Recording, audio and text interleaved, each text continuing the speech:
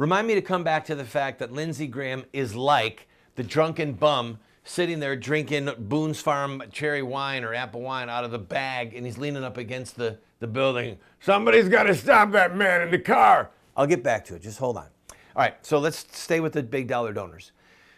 Randall, why are you insulting Lindsey Graham? Oh, I'm just warming up. Give me a chance. You'll see.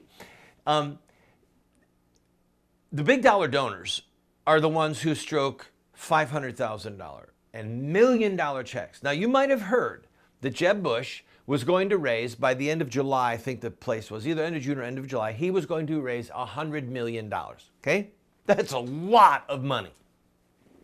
He didn't raise that money for his campaign. All right? His campaign might have raised, I don't remember the number, it might have been $15 million or $12 million. The other candidates like Ted Cruz, Rand Paul, they were right in the running with him for campaign purposes.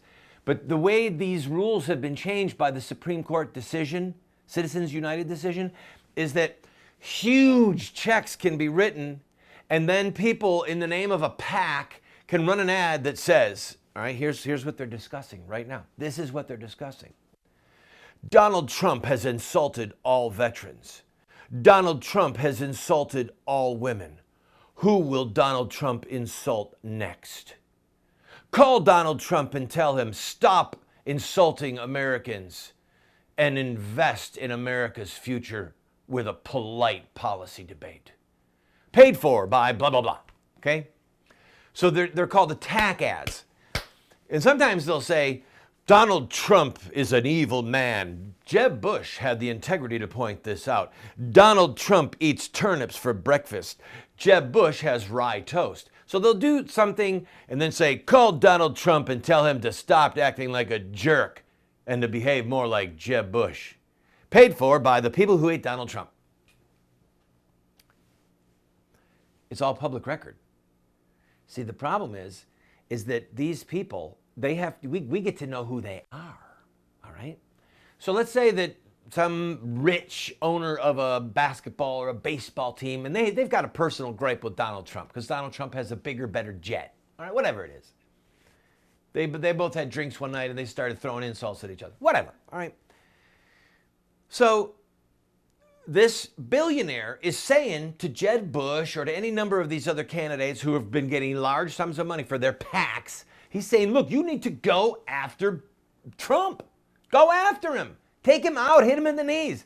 And the candidates are looking at the polling numbers and saying, he's on the rise, and if I go after him, all I'm going to do is hurt myself. Maybe that's not the best way. I mean, look at, you had Jeb Bush standing right next to him, Scott Walker standing right next to him.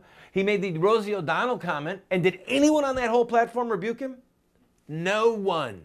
Because they're all afraid of who? The people with the pitchforks. That's who. They're afraid of us. They're afraid of the rabble because we're out of control, because we've had it. We've had it. And many of us don't even trust Donald Trump. He hasn't won my trust yet. I'm going to get to where I would go if I were advising him. So the $100 million donors are saying, all right, let's pool some money and just take Trump out. And then guess what? We, the viewer of TV, we, the $50 donor, the $100 donor, not even the $5,000 and $10,000 donor, just the little guy.